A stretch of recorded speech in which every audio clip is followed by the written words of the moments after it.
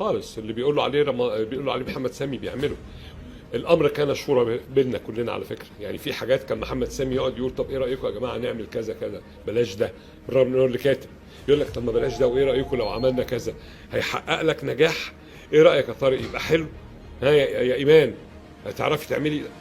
فالامر الشورى كان في بعض حاجات، انما في حاجات سامي بيتمسك بيها لان هو اللي كاتب، فعارف ان دي مبني عليها حاجات تانية ما ينفعش تتغير، ثوابت.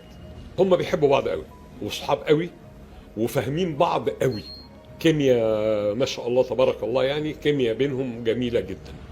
واللي بيدخل معاهم بيبدأ ياخد من الكيمياء دي شوية.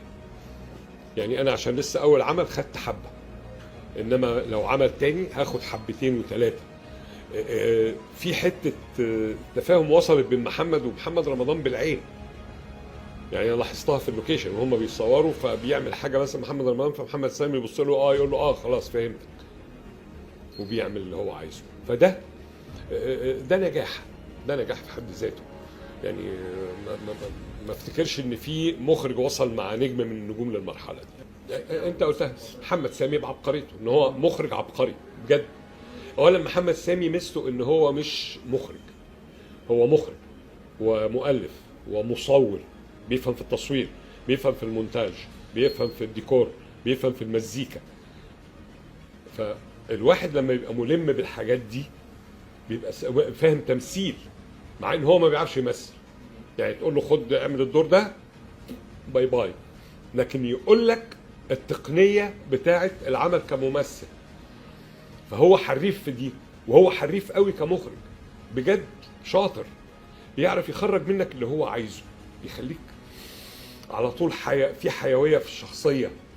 طارق انا عايزك هنا تعيط. في مره جالي في مشهد اللي انا بصالح فيه بنتي، قال لي طارق انا شوف انا قاعد فين، هو كان قاعد في اوضه بعيد قوي، قال لي عايز اسمع عياطك انت وهي. شخصيه حماده فتح الله كتاجر ذهب بالنسبه لي او بالنسبه للدراما هو تاجر ذهب، انما عشان استعد ليها كحماده فتح الله الكاركتر اللي هو لما اعرفش طبعا الناس تفتكر فيلم الطيب والشرس والقبيح بتاع تشارلز برونسون ده من عمر، انا خدت الصفتين منه، الطيب القبيح.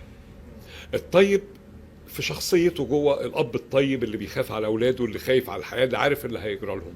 القبيح في ان هو ما بيتخذ موقف قوي لا تجاه ولاده ولا تجاه الاخرين، فده قبح في الشخصيه. فعشان تجسد الاثنين دول كان محتاج مجهود، ومحتاج ان انا اركز قوي في كل كلمه بيقولها محمد سامي، وفي كل كلمه حوار، وفي كل رياكشن بياخده. فالحمد لله ان انا نجحت في اني اوصل لده.